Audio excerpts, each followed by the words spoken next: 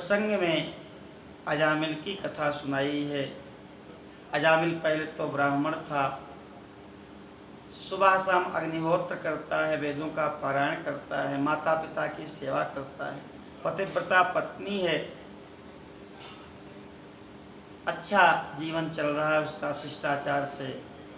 लेकिन एक दिन संविधा लेने जंगल को गया और आते समय जंगल के झुरमुट में उसने एक मंचले पुरुष को शूद्रा के साथ रमण करते देखा और वहीं से उसका मन बिगड़ गया। माता पिता का त्याग किया, धर्मपत्नी का त्याग किया और उसी वेश्या के साथ वह रहने लगा।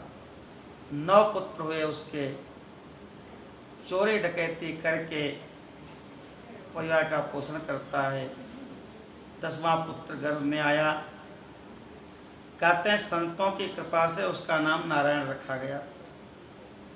और जब कोई पाप ज़्यादा करता है तो समय से पहले ही उसको शरीर छोड़ना पड़ता है।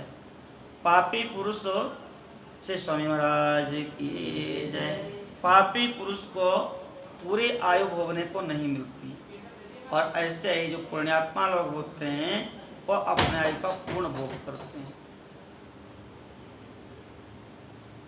तो अब कहते हैं कि भाई बार बार आता है कि इसको पढ़ने से व्यक्ति दीर्घायु होता है।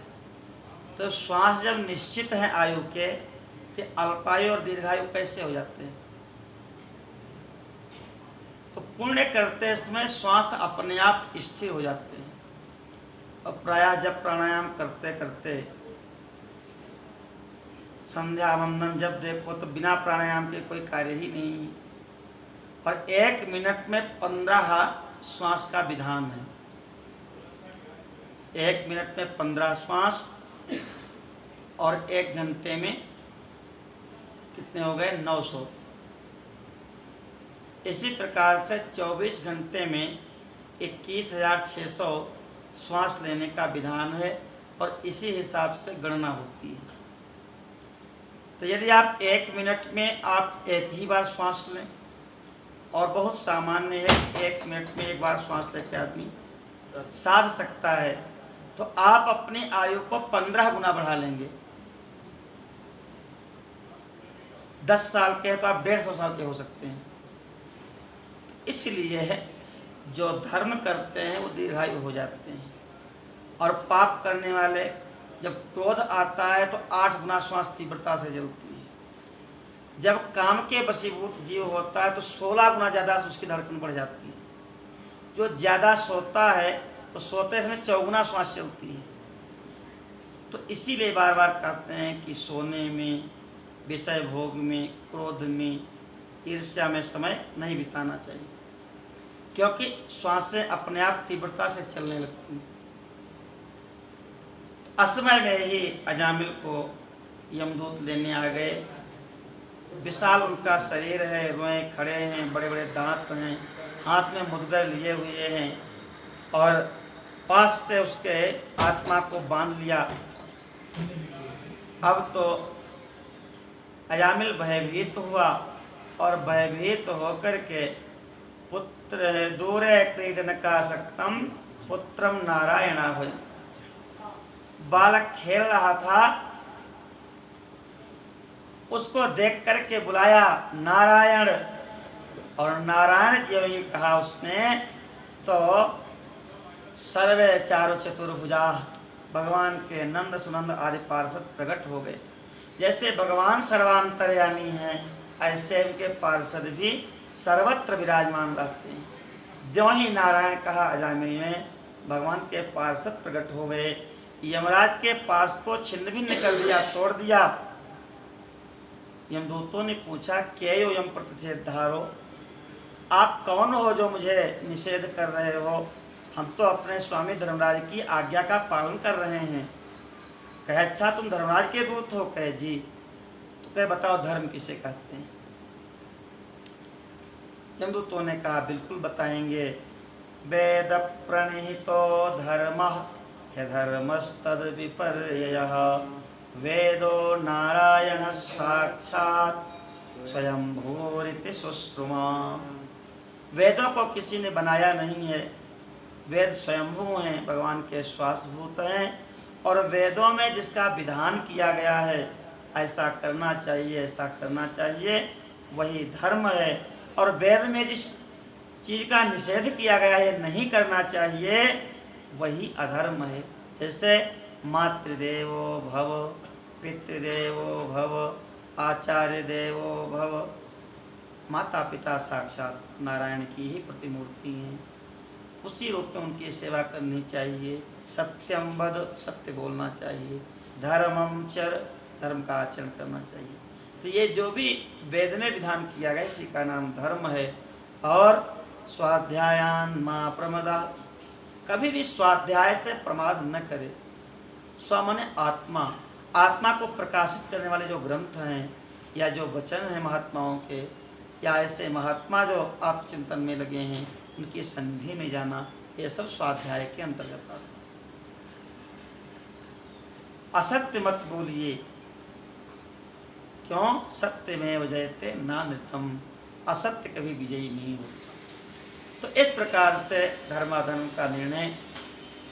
पार्षदों ने पूछा कि तुम तो वहाँ संयमनीपुरी में रहते हो अपने स्वामी के पास, और जीव यहाँ संसार में घूमता रहता है, ये पाप किया कि पुण्य किया, इसका लेखा जोखा कैसे करते हो? तो कहे पुरुष के कंधे पर ही हमारे चित्रगुप्त बैठे रहते हैं, अब वो डायरी लिखते रहते हैं। दूसरा है कंको काला कालेते, सूर्योग्नि, सूर्य, अग्नि, चंद्रमा, दिशाएं, जल, पृथ्वी और हमारी अपनी इंद्रियां, इन 10 इंद्रियों में देवता बैठे हुए हैं। ये सब के सब हेते दैहस्य साक्षिणा, ये सब साक्षी हैं। तो कहता फिर तुम अजामिल को क्यों ले जा रहे हो? कहे इसने पाप किया है। तब तो भगवत पार्षद क्रोधित हो गए। कहे तुम्हारे स्वामी और तुम व्यर्थ ही जीवों को कष्ट दे रहे हो, तुमको धर्म अधर्म की परिभाषा ही नहीं मालूम। अब तो अटपटा लगा इन दूतों को भी कि हम लोग तो धर्म के जानने वाले हैं, हमारे स्वामी तो धर्मराज ही हैं, और ये कैसे कह रहे हैं? पार्षदों ने कहा कि उस प्रजा का कल्याण कैसे होगा जो धर्म को जाने बिना ही निर्णय लेता है। फिर भी अपने क्रोध को संभाल के इन दूतों ने पूछा कि आखिर महाराज कैसे इसने पाप नहीं किया? कहे जब से इसने नारायण कहा है तब से कौन सा पाप किया?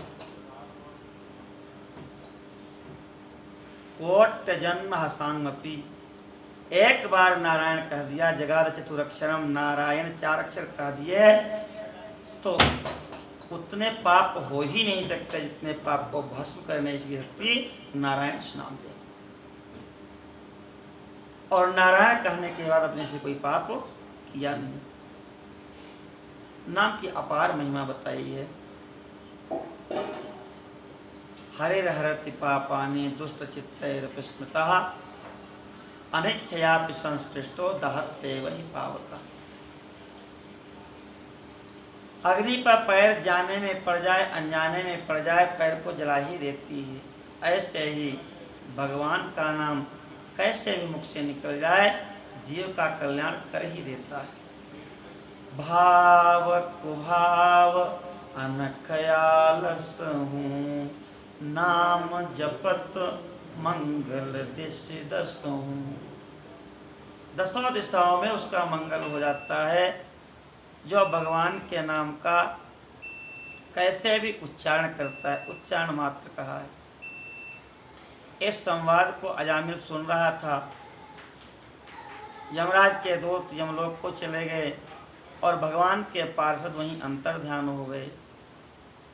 पार्षदों के दर्शन से चित्त का शोधन हो गया अजामिल के, और अपने को धिक्कारने लगा। मैं तो सात्विक वेद पाठी ब्राह्मण था, एक बार इस वेश्या के दर्शन मात्र से हमारा जन्म बिगड़ गया। और ऐसा विचार करके वह गंगा द्वार हरिद्वार आया है और भगवान के मंत्र को जप करके भगवान को प्राप्त किया है। श्री लक्ष्मी भगवान की जय। भगवान यमराज के दूत गए हैं, प्रणाम किया और सारी घटना सुनाई। कहे कि कितने लोग इस लोक को पालने वाले हैं। और ज्यों ही पार्षदों की चर्चा किया तो धर्मराज अपने आसन से खड़े हो गए, हाथ जोड़ कर के साष्टांग प्रणिपात किया नारायण को और कहा प्रभु क्षमा करें, हमारे यमदूतों को पता नहीं था। और फिर कहा कि परिहर हरिहर कथा सुमत्तान प्रहुरहा मंदिरणाम नव इष्टमान।